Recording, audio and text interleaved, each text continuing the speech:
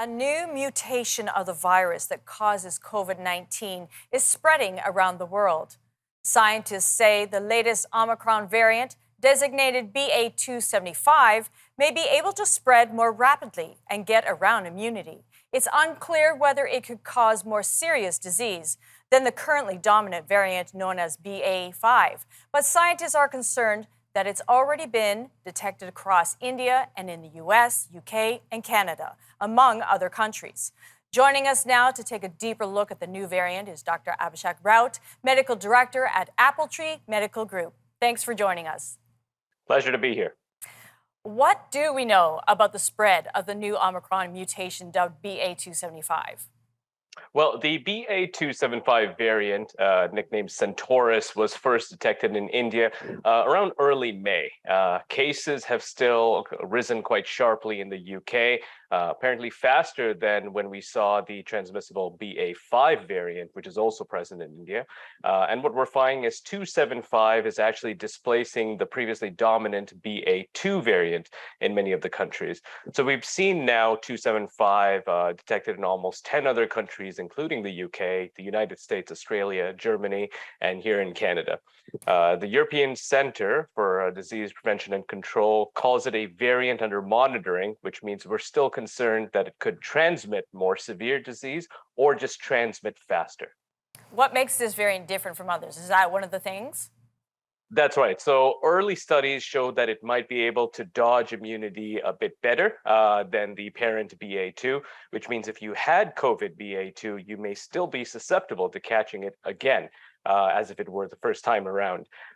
We also see that the BA.2.75 has extra spike protein mutations, and these are the nodules on the surface that makes it harder to catch. So does this potentially make it more dangerous than other variants? I think so. There is some concern about that. So far, the evidence is showing that we have mild disease, but it's still early days.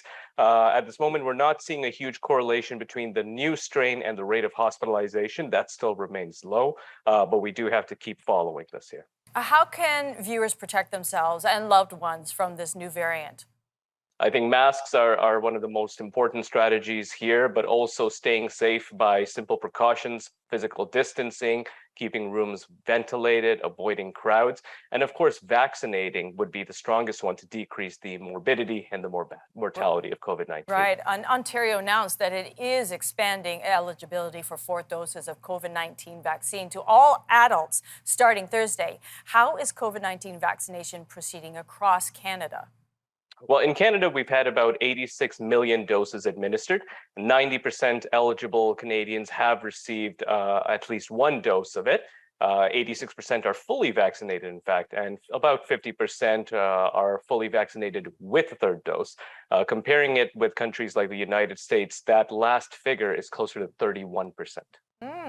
We have been hearing of new variants for some time now. What causes a virus to mutate in the first place? Well, what happens is a virus can have DNA or RNA. Once it invades a host or a human or an animal, it causes replication to occur. But that replication can have errors. And with those errors, you start seeing these small mutations that surge up. And of course, there's so much replication occurring that you see a lot of errors happening with time. Some of them cause significant change. A lot of them do not. Should viewers expect further mutations as time goes on?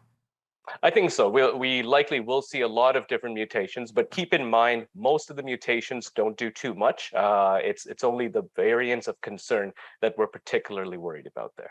So what are we watching for as we learn more about the BA.2.75 mutation? Well, December 10th, 2021, we had about 3,000 cases in Canada.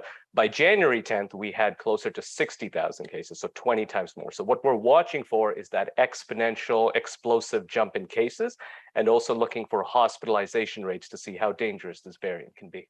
All right. Well, thank you very much for your time. Thanks so much. Take care.